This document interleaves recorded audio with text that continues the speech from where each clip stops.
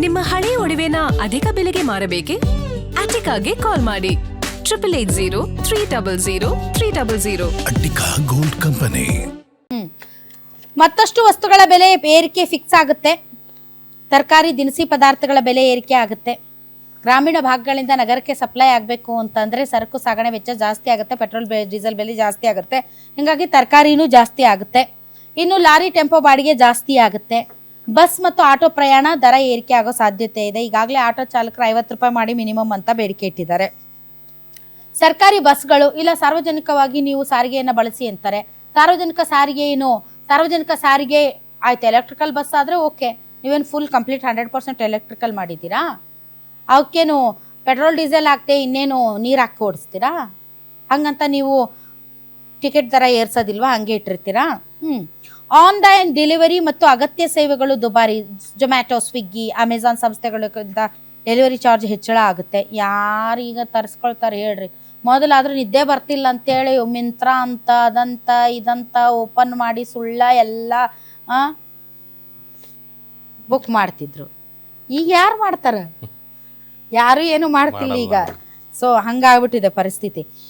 Ola, Uber, Rapido ಪ್ರತಿ ಕಿಲೋಮೀಟರ್ಗೆ ವಿಧಿಸೋ ದರದಲ್ಲಿ ಹೆಚ್ಚಳವಾಗುವಂಥ ಸಾಧ್ಯತೆ ಇದೆ. ಎಲೆಕ್ಟ್ರಾನಿಕ್ ವಸ್ತುಗಳು, ಲಾಜಿಸ್ಟಿಕ್ ಕಂಪನಿಗಳು, ಸಿಮೆಂಟ್, ಕಬ್ಬಿಣ, ಕಟ್ಟಡ ಸಾಮಗ್ರಿಗಳು ಹೆಚ್ಚಳವಾಗುವಂತಹ ಸಾಧ್ಯತೆ ಇದೆ. ಭಾಳ ಜನ ಮನೆಗಳು ಕೆಡವಿದ್ದಾರೆ ಮನೆಯನ್ನು ಕಟ್ಸೋದಕ್ಕೆ. ಪಾಪ ಅವ್ರ ಪರಿಸ್ಥಿತಿ ಎಲ್ಲ ಏನಾಗಬೇಡ. ಸೊ 4ನೇ ಬಾರಿ ತೈಲಾಘಾತ. ಒಟ್ಟು 7.5 ರೂಪಾಯಿ ಜಾಸ್ತಿ ಆಗಿದೆ. ಬೆಂಗಳೂರಲ್ಲಿ ಈಗ 110 ರೂಪಾಯಿ 110 ರೂಪಾಯಿ 80 ಪೈಸೆ. ಇನ್ನು ಕೋಲ್ಕತ್ತಾ, ರಾಜಸ್ಥಾನ್, ಕೇರಳ 115 ರೂಪಾಯಿ ಆಗಿರ್ಬೇಕಲ್ಲ. 115 ರೂಪಾಯಿ ಆಗಿದೆ. 115 ರೂಪಾಯಿ. ಇನ್ನು ಇದಕ್ಕೆ ಸಂಬಂಧಪಟ್ಟಂತೆ ಬಹಳಷ್ಟು ಪೊಲಿಟಿಕಲ್ ರಿಯಾಕ್ಷನ್ಸ್ ಬಂದಿದೆ. ಅಬ್ಬಾ, ನಮ್ಮ ರಾಜಕೀಯ ನಾಯಕರ ಮಾತುಗಳು ನೀವು ಕೇಳಿಸ್ಕೊಂಡ್ರೆ ಅದು ಯಾರೇ ಆಗಿರ್ಬೋದು, ರಾಜ್ಯದಾಗಿರ್ಬೋದು, ಕೇಂದ್ರದಾಗಿರ್ಬೋದು, ಬಾಬಾ ಏನು ರಾಜಕೀಯ. ಜನ ಸತ್ರು ಪರವಾಗಿಲ್ಲ, ಇವ್ರ ರಾಜಕೀಯ ಮಾತ್ರ ಇಂಥ ಟೈಮಲ್ಲಿ ರಾಜಕೀಯ ಮಾತಾಡಿದ್ರೆ ಕೇಳಿಸ್ಕೊಳಕ್ಕೆ ಹಿಂಗೆ ಸಿಟ್ಟು ಬರುತ್ತೆ ಅಂದ್ರೆ ಪ್ರಭು, ಬಹಳ ಕೆಟ್ಟ ಸಿಟ್ಟು ಬರುತ್ತೆ. ಕತ್ತಿ ಮಸಿತಾರೆ ಮೇಡಮ್. ಅಲ್ಲ, ಇವರು ಜನರ ಪರವಾಗಿ ಒಬ್ಬರಾದ್ರೂ ಮಾತಾಡ್ತಾರ? ಇವ್ರಿಗೆ ಏನ್ರಿ? ನಿಮ್ಗೆ ನಿಮ್ಮ ಮನೇಲಿ ಕೆಲ್ಸಕ್ಕೆ ಬರ್ತಾರಲ್ಲ ಯಾರೇ ಆಗಿರ್ಲಿ, ಸಿದ್ದರಾಮಯ್ಯನವ್ರಾಗ ಡಿ ಕೆ ಶಿವಕುಮಾರ್ ಆಗಿರ್ಬೋದು ಅಥವಾ ಆರ್ ಅಶೋಕ್, ವಿಜೇಂದ್ರ, ನಿಮ್ಮ ಮನೆ ಕೆಲ್ಸಕ್ಕೆ ಬರ್ತಾರಲ್ಲ, ಮನೆ ಅಡಿಗೆ ಮಾಡೋರು, ಇಲ್ಲ ನಿಮ್ಮ ಕಾರ್ಗಳನ್ನು ಓಡಿಸೋದಕ್ಕೆ ಬರುವಂಥ ಡ್ರೈವರ್ಸು ಅಥವಾ ಕ್ಲೀನಿಂಗ್ ಸ್ಟಾಫು, ಅವ್ರದ್ದೆಲ್ಲರದ್ದು ಮನೆ ಪರಿಸ್ಥಿತಿ ಒಂದ್ಸರಿ ಕೇಳಿ ನೋಡ್ರಿ ಹೆಂಗಿರುತ್ತೆ. ಕೇಳಿ ನೋಡ್ರಿ, ಒಂದು ಮಾತು ಕೇಳಿ ನೋಡ್ರಿ, ಅವ್ರ ಪರಿಸ್ಥಿತಿಗಳು ಹೆಂಗಿದಾವೆ, ಹೆಂಗೆ ಆಗುತ್ತೆ ಅಂತೇಳಿ. ಅದೆಲ್ಲ ಗೊತ್ತಾಗಲ್ಲ ಬಿಡಿ. ರಾಜ್ಯದ ಜನದ ಬಿಡಿ, ನಿಮ್ಮ ಮನ್ಯಾಗ ಇರೋರೇ ಕೆಲಸಗಾರರು ಇರ್ತಾರಲ್ಲ, ಅವ್ರದ್ದಾದ್ರೂ ಪರಿಸ್ಥಿತಿ ನೋಡ್ರಿ. ಒಬ್ಬರಾದ್ರೂ ಮಾನವೀಯತೆ ಆಧಾರದ ಮೇಲೆ ಮಾತಾಡ್ತೀರಾ ನೀವು? ಯಾರಾದರೂ ಬರೀ ರಾಜಕೀಯ ರಾಜಕೀಯ ರಾಜಕೀಯ ಕೇಳಿ ಕೇಳಿ ಕೇಳಿ ತಲೆನೋವು ಬಂದ್ಬಿಟ್ಟಿದೆ ನಿಜವಾಗ್ಲು. ಎಣ್ಣೆ ಬಳಸ್ಬೇಡ್ರಿ, ಸ್ವಲ್ಪ ಬಳಸ್ರಿ. ಅಡುಗೆ ಚಲೋ ಆಗಿಲ್ಲ, ಉಪ್ಪು ಜಾಸ್ತಿ ಆಗ್ತಾ, ಹೆಂಡತಿ ಖಾರ ಜಾಸ್ತಿ ಆಗ್ತಾ ಅಂತ ಡೈವೋರ್ಸ್ ಮಟ್ಟಿಗೆ ಹೋಗಿದ್ ನೋಡಿ ನಾವು. ಇನ್ನು ನೀವು ಅದನ್ನು ಬಳಸ್ಬೇಡ್ರಿ ಇದನ್ನು ಬಳಸ್ಬೇಡ್ರಿ ಅಂತಂದ್ರೆ ಇನ್ನು ಮನ್ಯಾಗ ಯುದ್ಧನೇ ಆಗತ್ತೆ. ಗಂಡು ಮಕ್ಳಿಗೆ ಚಲೋ ಬೇಕು. ಮತ್ತೆ ಭಾಷಣ ಹೊಡಿತಾರೆ ಇವರೆಲ್ಲ ಗಂಡ್ಮಕ್ಳು. ಬಂದಿಲ್ಲಿ ದೊಡ್ಡ ಭಾಷಣ ಹೊಡಿತಾರೆ. ಒಂದೀಟ್ ಅಡಿಗೆ ಎಂಚೂರು ರುಚಿ ಆಗಿಲ್ಲ ಅಂತಂದ್ರೆ ಊಟನೂ ಮಾಡಲ್ಲ ಇವರು. ಹೆಣ್ಮಕ್ಳ ಸಮಸ್ಯೆ ಯಾರಿಗೂ ಬೇಡ. ಮತ್ತೆ ಏನಾದ್ರೂ ಇರ್ಲಿ, ಹೆಂಗಾದ್ರೂ ಮಾಡು, ಒಂದ್ ಸ್ವಲ್ಪ ಕೈ ಹಿಡ್ತಾ ಮಾಡು, ಗ್ಯಾಸ್ ಕಡಿಮೆ ಬಳಸು, ಮತ್ತ ಇದು ಎಣ್ಣೆ ಕಡಿಮೆ ಬಳಸಿ, ಎಲ್ಲ ಓಕೆ, ಮಾತ್ರ ಅಡಿಗೆ ರುಚಿ ಇರ್ಬೇಕು. ಮನೆಯಾಗಿ ನಿಜವಾದ ಪರಿಸ್ಥಿತಿ ಹೇಳ್ತಿದ್ದೀನಿ ನಾನು. ಬನ್ನಿ ಯಾರ್ಯಾರು ಏನೇನು ಹೇಳಿದಾರೆ ನೋಡೋಣ. ಅವತ್ತು ಎಷ್ಟಿತ್ತು, ಇವತ್ತು ಎಷ್ಟಾಗಿದೆ ಅಂತಕ್ಕಂಥದ್ದು. ಕ್ರೂಡ್ ಬೆಲೆ ಕಡಿಮೆ ಆಗಿದೆ. ಈಗ ಕ್ರೂಡ್ ಬೆಲೆ ಕಡಿಮೆ ಆಗಿದೆ. ಕ್ರೂಡ್ ಬೆಲೆ ಕಡಿಮೆ ಆದರೂ ಕೂಡ ಪೆಟ್ರೋಲ್ ಬೆಲೆ ಹೆಚ್ಚಾಗ್ತಾ ಇದೆ. ನರೇಂದ್ರ ಮೋದಿ ಅವರು ಇವತ್ತು ದೇಶವನ್ನ ಲೂಟಿ ಹೊಡಿತಾ ಇದ್ದಾರೆ. ಸಾಮಾನ್ಯ ಜನರನ್ನ ಲೂಟಿ ಹೊಡಿತಾ ಇದ್ದಾರೆ, ದರೋಡೆ ಮಾಡ್ತಾ ಇದ್ದಾರೆ. ಅವತ್ತು ಎಷ್ಟಿತ್ತು, ಇವತ್ತು ಇಂಥ ಒಂದು ದೊಡ್ಡ ಹೈಕ್ ಅನ್ನ ನಮ್ಮ ಕ್ರೂಡ್ ಆಯಿಲ್ ಕಡಿಮೆ ಆದ್ರೂ ಕೂಡ ಸರ್ಕಾರ ತಂದಿರುವಂತ ತಾಮ್ಯತ ನಮ್ಮ ಹತ್ರ ಕಲೆಕ್ಟ್ ಮಾಡಿರೋದು ದಿನಕ್ಕೆ 1 ಲಕ್ಷ ಕೋಟಿ ರೂಪಾಯಿ. ಇದರಿಂದ ಟ್ಯಾಕ್ಸ್ ವರೆಗೆ ಕೂಡ ಅವರು. The price of crude oil has gone down today at $98.6 per barrel, but they are pickpocketing. BJP is pickpocketing the pockets of the. ಇವರಿಗೆ ನಾಚಿಕೆ ಆಗಬೇಕು. ಸಿದ್ದರಾಮಯ್ಯನಿಗೆ ಜ್ಞಾನ ಇದ್ದಿದ್ರೆ, ನಾನು ಅದೇನೋ ಪಂಡಿತ ಅಂತಾರಲ್ಲ, ಆರ್ಥಿಕ ತಜ್ಞ ಅಂತ, ಜ್ಞಾನ ಇದ್ದಿದ್ರೆ ವ್ಯಾಟ್ ಜಾಸ್ತಿ ಮಾಡಿರೋದು ಸಿದ್ದರಾಮಯ್ಯನ ಸರ್ಕಾರನೇ. ಈ ವ್ಯಾಟ್ ಅನ್ನ ಕಡಿಮೆ ಮಾಡಿದ್ರೆ ಈಗ ಆಟೋಮೆಟಿಕಲ್ಲಿ ಬೇರೆ ರಾಜ್ಯದಲ್ಲಿ, ದೆಹಲಿಯಲ್ಲಿ ಎಷ್ಟಿದೆ ಅಷ್ಟಕ್ಕೆ ಬಂದ್ಬಿಡುತ್ತೆ ನ್ಯಾಚುರಲಿ. ವ್ಯಾಟ್ ಕಡಿಮೆ ಮಾಡಿದ್ರೆ, ವ್ಯಾಟ್ ಕಡಿಮೆ ಮಾಡೋದು ಯಾರ ಕೈಯಲ್ಲಿರೋದು? ರಾಜ್ಯ ಸರ್ಕಾರದ ಕೈಯಲ್ಲಿರೋದು. ಅದನ್ನ ಕಡಿಮೆ ಮಾಡದೆ ಕೇಂದ್ರ ಸರ್ಕಾರದ ಮೇಲೆ ಗೂಬೆ ಕೂಸುವಂತ ಕೆಲಸವನ್ನ ಮಾಡ್ತಾ ಇದ್ದಾರೆ. ಈ ಬೆಲೆ ಏರಿಕೆಯಿಂದ ಕೇಂದ್ರ ಸರ್ಕಾರಕ್ಕೆ ಯಾವುದೇ ಆದಾಯ ಬರಲ್ಲ, ಬರ್ತಾ ಇರೋದು ರಾಜ್ಯ ಸರ್ಕಾರಕ್ಕೆ. ಸುಮಾರು ವರ್ಷಕ್ಕೆ 6,000. ಮೇಡಮ್, ಸಮಸ್ಯೆ ಏನೇ ಇರಲಿ ಅದ್ರಲ್ಲಿ ರಾಜಕೀಯ ಮಾಡೋದೇ ಕೆಲಸ. ಸುರ್ಜೇವಾಲಾ ಅವರು ದೊಡ್ಡ ಡೆಲ್ಲಿಯಿಂದ ಬಂದು ಇವತ್ತು ಪ್ರೆಸ್ ಮೀಟ್ ಮಾಡಿದ್ರಲ್ಲ ಸಾಹೇಬ್ರೆ, ನೀವೊಂದು ಸ್ವಲ್ಪ ವ್ಯಾಟ್ ಕಡಿಮೆ ಮಾಡಿ, ಸೇಲ್ಸ್ ಟ್ಯಾಕ್ಸ್ ಕಡಿಮೆ ಮಾಡಿ. ಆಯ್ನು ಈಗ ರಾಜ್ಯ ಸರ್ಕಾರಕ್ಕೆ ಈಗ GST ಬಂದ ಮೇಲೆ ಈಗ ರಾಜ್ಯ ಸರ್ಕಾರಕ್ಕೆ ಅತಿ ದೊಡ್ಡ ಆದಾಯ ಬೊಕ್ಕಸಕ್ಕೆ ಬರೋದು ಒಂದು ಅಬಕಾರಿ ಸುಂಕ, ಇನ್ನೊಂದು ಪೆಟ್ರೋಲ್ ಡೀಸೆಲ್ ಮೇಲೆ ಏನು ಸೇಲ್ಸ್ ಟ್ಯಾಕ್ಸ್ ವ್ಯಾಟ್ ಹಾಕ್ತಾರೆ ಅದರಿಂದ ಬರುತ್ತೆ. ಈಗ ಕೇಂದ್ರ ಸರ್ಕಾರ ಕೊಡಬೇಕಾಗಿರುವಂತಹ ಹಣದಲ್ಲಿ ಅವರು ಸಿಕ್ಕಾಪಟ್ಟೆ ರಾಜಕೀಯ ಮಾಡ್ತಾ ಇದ್ದಾರೆ. ಇವರು ದಿನ ಬೆಳಗಾದ್ರೆ ಬಡ್ಕೋತಾರೆ ಸರಿಯಾಗಿ ಕೊಡ್ತಾ ಇಲ್ಲ ಅನುದಾನ ಅಂತ.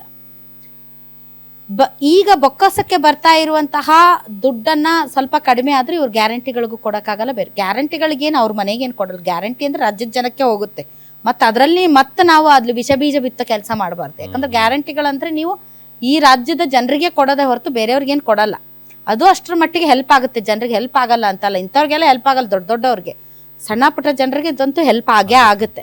ಸೊ ರಾಜ್ಯಕ್ಕೆ ಬರುವಂಥ ಬೊಕ್ಕಸಕ್ಕೆ ಬರುವಂಥ ಅತಿ ದೊಡ್ಡ ಆದಾಯವನ್ನು ಕಡಿಮೆ ಮಾಡಿಕೊಂಡ್ರೆ ರಾಜ್ಯದ ಬೊಕ್ಕಸ ಖಾಲಿ ಆದರೆ ಅದರಿಂದ ಅನಾನುಕೂಲ ನಮಗೆ ಆಗುತ್ತೆ. ಒಂದು ಅಂಥದ್ರಲ್ಲೂ ಪರವಾಗಿಲ್ಲ, ಈ ಒಂದು ಕೇಂದ್ರ ಸರ್ಕಾರದ ನೀತಿ ನಿಲುವುಗಳಿಂದ ಜನರಿಗೆ ತೊಂದರೆ ಆಗಿದೆ, ನಾವು ಒಂದು ಸ್ವಲ್ಪ ಹಗುರ ಮಾಡೋಣ ಅಂತ ಇವರಾದ್ರೂ ಒಂದು 2 ರೂಪಾಯಿ 3 ರೂಪಾಯಿ ಕಡಿಮೆ ಮಾಡಿ ಆಮೇಲೆ ಬಂದು ಪ್ರೆಸ್ ಮೀಟ್ ಮಾಡಿದ್ರೆ ನಾವು ರಾಜ್ಯದ ಜನ ಸೈ ಗುಡ್ ರಾಜ್ಯ ಸರ್ಕಾರ ಬೆಸ್ಟ್. ಇಷ್ಟು ಕ್ರೈಸಿಸ್ ಇದ್ರೂ ಕೂಡ, ಸಾಲ ಮಾಡಿ ಸಾಲದ ಸುಳಿಯಲ್ಲಿದ್ರೂ ಕೂಡ ರಾಜ್ಯದ ಜನರಿಗೋಸ್ಕರ ಒಂದು 2 ರೂಪಾಯಿ 3 ರೂಪಾಯಿ ಕಡಿಮೆ ಮಾಡಿದ್ರಲ್ಲ, ಗುಡ್, ಫೇರ್ ಇನಫ್. ಆಯ್ತು, ನೀವೇನು ಹೇಳ್ತೀರಿ ಅದು ಕರೆಕ್ಟ್ ಐತಿ, ನಿಮ್ಮ ಜೊತೆ ನಾವು ಕೂಡ ಕೈ ಜೋಡಿಸ್ತೀವಿ ಅಂತ ಹೇಳ್ಬೋದಾಗಿತ್ತು. ಭಾಷಣ ಹೊಡೆಯಕ್ಕೆ ಡೆಲ್ಲಿಯಿಂದ ಸುರ್ಜೇವಾಲಾ ಅವರು ಬಂದು ಆ ಕಡೆ ಸಿದ್ದರಾಮಯ್ಯನವ್ರನ್ನ, ಈ ಕಡೆ DK ಶಿವಕುಮಾರ್ ಅವ್ರನ್ನ ಕೂರಿಸಿ ಕೇಂದ್ರ ಸರ್ಕಾರ ಸರಿ ಇಲ್ಲ, ಕೇಂದ್ರ ಸರ್ಕಾರ ಸರಿ ಇಲ್ಲ, ನರೇಂದ್ರ ಮೋದಿ ಸರಿ ಇಲ್ಲ ಅಂತಂದ್ರೆ ನಿಮ್ಮ ಮಾತು ಯಾರು ಕೇಳ್ತಾರ? ಒಂದು ಈ ಕಡೆ R ಅಶೋಕ್ ಅವರು ಏನ್ ಹೇಳ್ತಾರ? ಇಲ್ಲ, ಅಷ್ಟು ಗೊತ್ತಾಗಲ್ಲ, ಅವ್ರ ಆರ್ಥಿಕ ಪಂಡಿತರು ಅಂತ ಇಡೀ ಪ್ರಪಂಚಕ್ಕೆ ಐತಿ, ಇಡೀ ಪ್ರಪಂಚಕ್ಕೆ ಇಲ್ದೇ ಇರುವಾಗ ಇಲ್ಲಿ ಯಾಕೆ ನೀವು ಮಾಡ್ಲಿಲ್ಲ? ಕೇಳಲ್ಲ ಜನ ನಿಮ್ಮನ್ನ. ಸೊ ನೀವಿಬ್ರು ಮಾತಾಡ್ಬೇಕಾಗಿರೋದು ಜನಸಾಮಾನ್ಯರ ವಿಚಾರ. ಅದು ಬಿಟ್ಬಿಟ್ಟು ಕಾಂಗ್ರೆಸ್ ಸರಿ ಇಲ್ಲ, ನೀವ್ ಯಾಕೆ ಮಾಡಲ್ಲ ಅಂತ BJP ಅವರು, ಇವ್ರು ಮಾಡಲ್ಲ ಅಂತ ಅವರು, ಇದೇ ಹಾಳಾದ ರಾಜಕೀಯ ಕೇಳಿ ಕೇಳಿ ಸುಸ್ತಾಗ್ಬಿಟ್ಟೈತಿ. ಇವ್ರು ಜನರ ಪರವಾಗಿ ಒಬ್ರು ಮಾತಾಡಲ್ಲ ಇವ್ರು ಅಂತ. ಯಾರು ಮಾತಾಡ್ತಾರೆ ಹೇಳಿ? ಹಾ, ನಮ್ಮ ರಾಜ್ಯದಿಂದ ಆಯ್ಕೆಯಾದಂಥ ಸಂಸದರು ಎಲ್ಲಿದ್ದಾರೆ ಅವರು? ಹಾ, ತೇಜಸ್ವಿ ಸೂರ್ಯ ಅವ್ರು ಖಾಲಿ ಸುಟ್ಕೇಸ್ ಹಿಡ್ಕೊಂಡು ಬಂದಿದ್ರಲ್ಲ, ಮೆಟ್ರೋ ಫೇರ್ ಜಾಸ್ತಿ ಆಯ್ತು ಅಂತ. ಈಗೆಲ್ಲ ಫೇರ್ಗಳು ಜಾಸ್ತಿ ಆಗ್ತಿದಾವೆ, ಎಲ್ಲಿದ್ದೀರಿ? ಏನು ಮಾಡ್ತಿದ್ದೀರಿ? ಬರ್ರಿ ನೋಡೋಣ, ಇವತ್ತು ಮಾತಾಡ್ರಿ, ನೀವು ಜನರ ಮುಂದೆ ನಿಂತು ಮಾತಾಡ್ರಿ. ಯಾಕೆ ಆಯ್ತಂದ್ರೆ ಅಂತ ಬೇಕಾದ್ರೆ ಭಾಷಣ ಹೊಡಿತೀರಿ. ಇದರಿಂದ ಏನ್ ಆಗ್ತಾ ಇದೆ ಜನಸಾಮಾನ್ಯರು ಪರಿಸ್ಥಿತಿ, ಅದ್ರ ಬಗ್ಗೆ ಯಾರಾದ್ರೂ ನೀವು ಒಬ್ಬರಾದ್ರೂ, ನೀವು ಸಂಸದರುಗಳು ಒಬ್ಬರಾದ್ರೂ ಯಾರೂ ಮಾತಾಡಲ್ಲ. ನೀವು ಎಲ್ಲಿದ್ದೀರಂತ ಅಡ್ರೆಸ್ಸೇ ಇಲ್ಲ ನಿಮ್ದು. ಮಾಡ್ಬೇಕು ತೀರಾ ಪಾಲಿಟಿಕ್ಸ್, ಇಷ್ಟು ಮಾಡಬಾರ್ದು. ಜನಸಾಮಾನ್ಯರ ಹಣದ ಮೇಲಲ್ಲ ರಾಜಕೀಯ ಮಾಡೋದು. ಬದುಕಿಸ್ರಿ ಅವ್ರನ್ನ ಸಾಯಿಸಬೇಡ್ರಿ. ಸಾಯೋದನ್ನ ಕಂಡು ಸತ್ಯಕ್ಕೆ ಮುಖ ತಿರುಗಿಸ್ಕೊಂಡು ಹೋಗೋದಲ್ಲ. ನೀವೆಲ್ಲ ಎದಕ್ಕಾಗಿದ್ದ ರಾಜಕಾರಣಿಗಳು? ಸೇವೆ ಮಾಡೋದಕ್ಕೆ. ನಿಮ್ಮಿಂದ ಒಂದಿಷ್ಟಾದ್ರೂ ಜನರಿಗೆ ಹೆಲ್ಪ್ ಆಗುತ್ತೆ, ಇಲ್ಲ ಅಂತ ನಾನು ಹೇಳಿಲ್ಲ. ಜನಪರವಾಗಿ ಇರೋದು ಬಿಟ್ಟು ಹಾಳಾದ ರಾಜಕೀಯ ಮಾಡ್ಕೊಂಡು ಓಡಾಡ್ತಿರಲ್ಲ, ಯಾರಿಗೆ ಹೇಳ್ಬೇಕು? ಬೇಲಿನೇ ಎದ್ದು ಹೊಲ ಮೈದಂಗೆ. ಪಾಪ ರಾಜ್ಯದ ಜನ, ದೇಶದ ಜನ ಯಾರಿಗೆ ಹೇಳ್ಬೇಕು?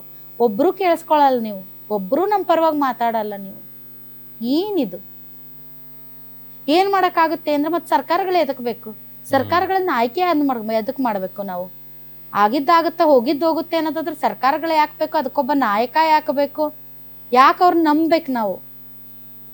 ಏನೋ ಒಂದು ಮಾಡ್ತಾರೆ, 40 ದಿನದಿಂದ ಏರ್ಸಿಲ್ಲ, 40 ದಿನದಿಂದ ಏರ್ಸಿಲ್ಲ, 4 ದಿನದಾಗ ಎಲ್ಲ ಕೊಟ್ರಿ ಶಾಕು. 40 ದಿನ ಏರ್ಸ್ದೇ ಇರೋದು 4 ದಿನದಾಗೆ ಎಲ್ಲ ಕೊಟ್ರಲ್ಲ. ಹೌದು ಮೇಡಮ್. ಏರ್ಸ್ದೇ ನೀವು ಏನಾದರೂ ಮಾಡಿದ್ರೆ ಒಂದು ಮಾತು,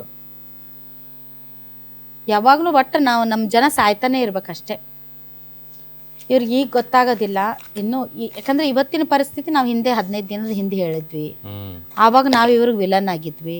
ಈಗ ಆ ಪರಿಸ್ಥಿತಿ ಬಂದೈತಿ. ಈಗ ಮುಂದೆ ಏನಾಗುತ್ತೆ ಅನ್ನೋದು ಇವತ್ತು ಹೇಳ್ತಿದ್ದೀವಿ. ಆವಾಗ ಮತ್ತೆ ಒದ್ದಾಡ್ತಾರಷ್ಟೇ. ಜನರು ಯಾವಾಗ ಬೀದಿಗೆ ಬರ್ತಾರಲ್ಲ ಆವಾಗ ಗೊತ್ತಾಗುತ್ತೆ ಇವ್ರಿಗೆ. ಎಲ್ಲರೂ ಹಿಡ್ಕೊಂಡು ನಿಂತ ಎಲ್ಲಿದ್ದೀರಿ ಅಂತ ಹಿಡ್ಕೊಂಡು ನಿಂತಿರ್ತಾರಲ್ಲ ಅವಾಗ ಗೊತ್ತಾಗುತ್ತೆ.